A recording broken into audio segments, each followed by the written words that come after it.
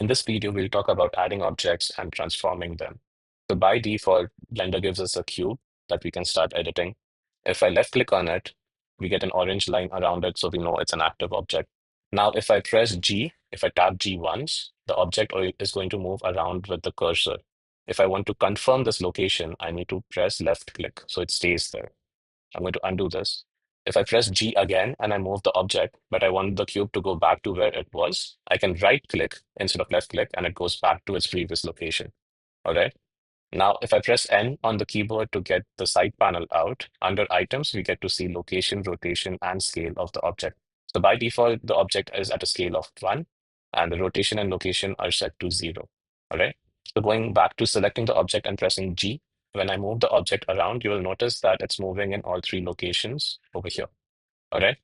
So if I just want to move the cube along this red line, I'm going to press X on the keyboard so that now it snaps to X axis. All right. How do I know that the red line is X?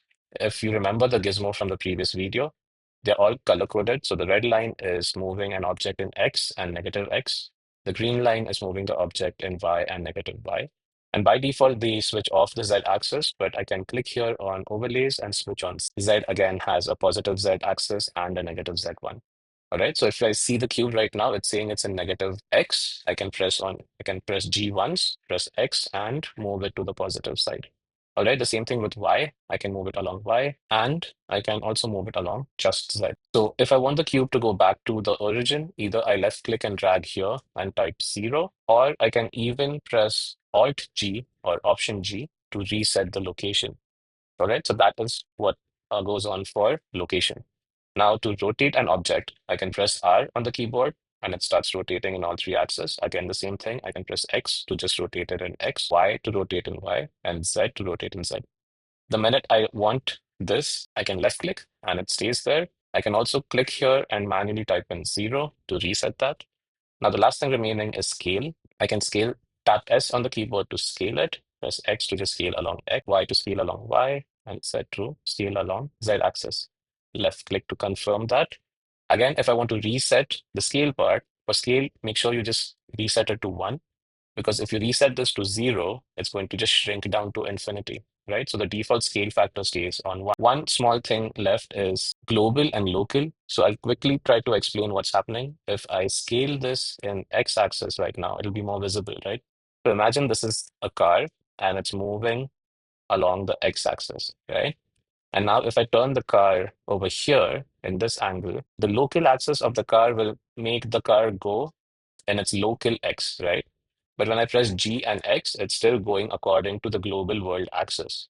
So if I press X again, now it's aligned to the local X of that car, and it's moving the way you would expect it to, right? I hope this makes sense. Moving on to adding new geometries. By default, we have a cube to work with. I can select the object by left clicking, press X to delete that. We have a 3D cursor, which by default is at the origin. So when I press Shift A to add a mesh, I can select cube from here and it appears where the 3D cursor is located. To move this 3D cursor, I need to shift right click to where I would want the object. And either I can press Shift A or we have the add menu on the top, which gives us the same menu again. So under mesh, I can select a sphere, right? So any new object is created where the 3D cursor exists. So I can shift right click over here, add a new cube.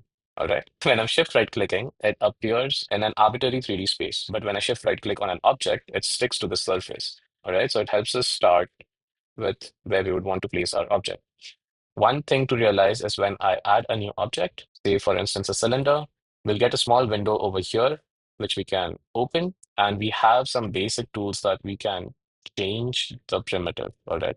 So we can change the number of vertices this object has, or the number of sides that this object has. And once we click outside, that menu is lost forever. So whenever you're adding a new geometry, you can definitely change certain aspects of it.